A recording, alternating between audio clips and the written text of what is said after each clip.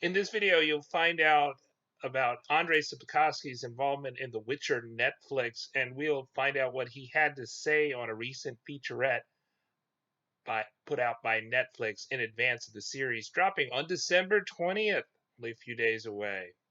My name's Linus Wilson. Subscribe to the Linus Wilson channel where we have the latest news on The Witcher Netflix and other fantasy series and tips and tricks for the games. All right.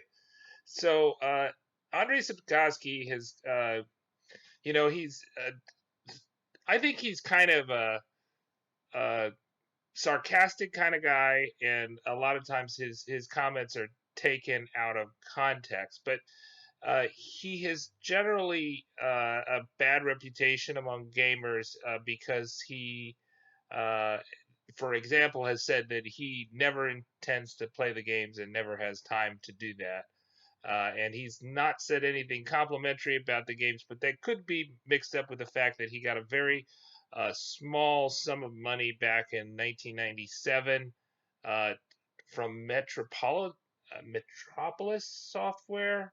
So Metropolis sold the rights to The Witcher to CD Projekt Red. Metropolis never made a game, but CD Projekt Red bought the rights from Metropolis, and then they made 3 Witcher games: Witcher 1, Witcher 2, Witcher 3, and made millions of dollars off the games. And then Andre sued him for $16 million. I've heard conflicting reports on this. Andre was asked about the litigation with CD Projekt Red at, at a recent conference. I want to say Luca, and he really didn't answer the question if it had been resolved or not. I think he said it was like bigger than himself, but I think he's probably got a decent price for the rights for the Witcher TV English language TV series. He was very critical of the Polish Hexer TV series. That's the English translation. I won't attempt to pronounce the Polish, but it doesn't look that good. You should see the dragon in that series. I think we'll see a better dragon in season 1 of The Witcher on Netflix. But he has been, not only did he get rights, he's also paid as a consultant. By all accounts, he doesn't do much consulting or writing for the show. And you'll see in this clip, I think he reiterates a point that Lauren Hissrich has made a lot on her Twitter. So Lauren Hissrich is the showrunner, that is lead writer of The Witcher on Netflix, and you see her here in the purple top. And so she said that he has access to the dailies, he has access to basically everything. He could interject in the writer's room at any time he wants to. He has not thus far.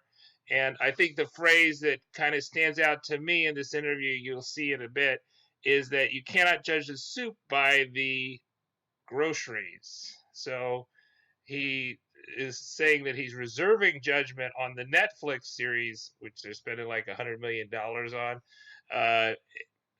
until he actually sees the episodes. So even with the money that Netflix is paying him, which is an undisclosed amount I've never seen, and the consulting fees, still may say he doesn't like it. I don't know, but I think he will say he does like it. He did seem a little bit starstruck in this featurette, but not overly starstruck. The 71-year-old Polish author, he did most of his writing of The Witcher. So he wrote the first short story, I think, like in 1986, and that was published in a magazine and won third place prize. And then he started putting the short stories into books, and most of his writing was in the early to late 1990s. And then he wrote the 8th Witcher book in 2013. But most of these books have not been translated into English until relatively recently, I think after the release of the Witcher 2 game. Interestingly, the name The Witcher was developed by the video game makers Metropolis. Came up with the name The Witcher, and then once Metropolis his rights to The Witcher and Metropolis was eventually bought out by CD Projekt Red completely a few years later, I think in like 2009 or something. But the name The Witcher is due to the video games. That was not the name that he gave it. The best translation is probably the Hexer of what he did, but obviously the books in English owe a lot of the brand to the games. But I think the books are really well written, and the games would not be nearly as good had they not had such great source material to work from. So let's hear what Andrzej Sapkowski has to say. He also tells you his favorite short story. Listen for that. They're ready for us. Well, I'm ready also. For what? You know what? We're going to discover together. The thing that I think I probably get asked the most is what drew me to wanting to write The Witcher. What drew you to want to create The Witcher? For me, it's a great mystery of life. It was some impulse, something that came out of the sky, and then becoming a full-time writer was something that I never imagined. Never. Speaking of The Witcher, you came to see, we're actually filming that short story here today. How did you feel before walking onto the set the first time to see what has come to life? I've never been on the set of no movie at all, so for me everything is a big surprise, a big event, to be part of it practically, to see it with my own eyes. Incredible. Something incredible. I'm very satisfied to be here. Thank you very much. Oh, thank you for coming. We would not be here without you, so that's the... So, you know, I'm the guy who's guilty as charged. Yes, you are.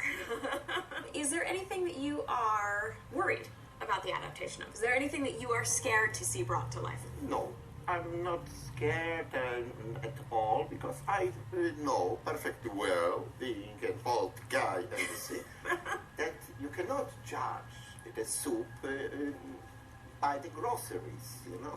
I'm so glad you say that, because people ask me all the time too. There's so many different things that go into this production.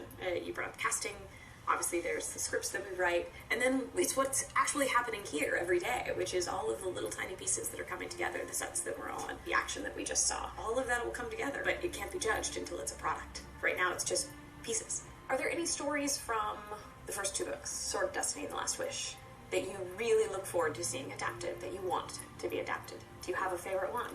Hard to say, because you are asking me right now which of your daughters is the most beautiful. Yes, I am. They are all beautiful. Maybe Lesser Evil. It's one of my favorites too. We have really gone back to the short stories because I feel like that's where a lot of the world building happened. I started with the short stories. It was my beginning, because it was a must, because nobody will publish a book. Right? Okay, last question. It's a tough one. Good. Are you going to watch the show? Absolutely.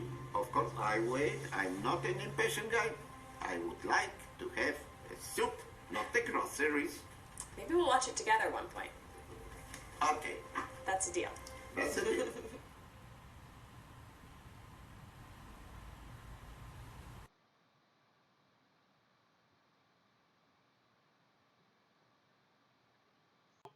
To answer the two questions that are before me right now, does Andrzej Sapkowski like The Witcher Netflix? Well, we don't know because he hasn't watched it yet. And so he's going to reserve judgment. He won't judge the soup by the ingredients. But I think good ingredients make good soup. And then the other thing, the other question is, will he watch? And yes, he will watch.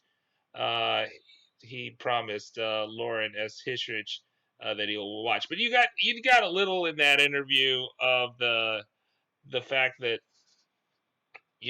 Andre is I think he just tries to be kind of cute, kind of playful, and he often comes across as a bit arrogant.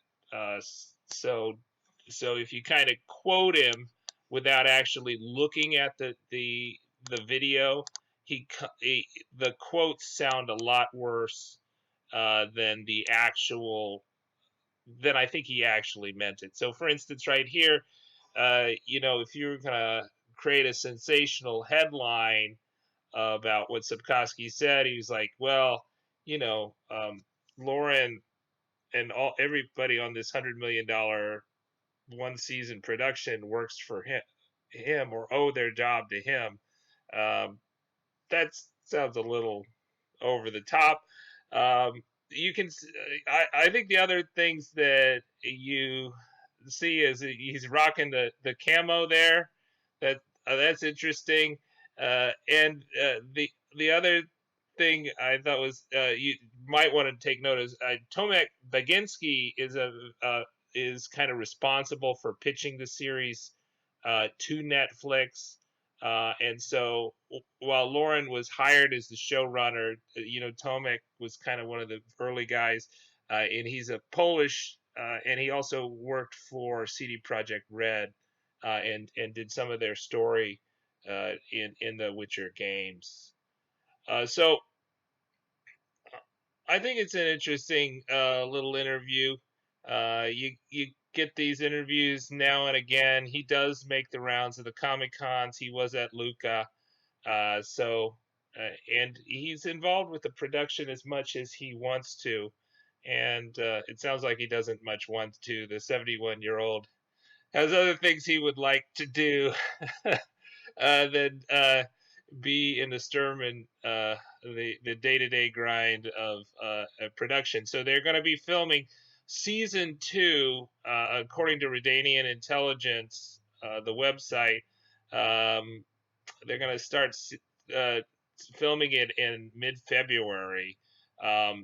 It's been widely reported, and it was basically a Twitter press release from Netflix, and also the Netflix the handle for the Witcher show, that they are going to get a season 2. All indications, probably, I think they've even confirmed this. They're thinking in 2021, but not exactly when in 2021. So I think we will see a season 2 probably before we'll see a lot of these other shows, such as maybe Lord of the Rings on Amazon, or other shows like uh, we might see Wheel of Time first. We might see that is was to see like Wheel of Time and Lord of the Rings. Are we going to see the first season of these things before we see the second season of The Witcher? We're definitely going to see The Witcher next week, and I think he's a great writer. Just as my general take is that Andrzej Sapkowski is a great popular writer. Writes a very easy to read stuff. You should check out our video about Henry Cavill's reading, where I give you the reading list for season 1, essentially, that so you can know the short stories on which season 1 is based. And so you subscribe, hit the bell notification icon. We're going to be doing reactions to all the episodes. We've got a few more videos that we're going to definitely come out with before Witcher Netflix drops. And then on the 19th, we're going to have a big pre-watch party for the Witcher Netflix. So subscribe and come here. I'm Linus Wilson. Good luck on the path.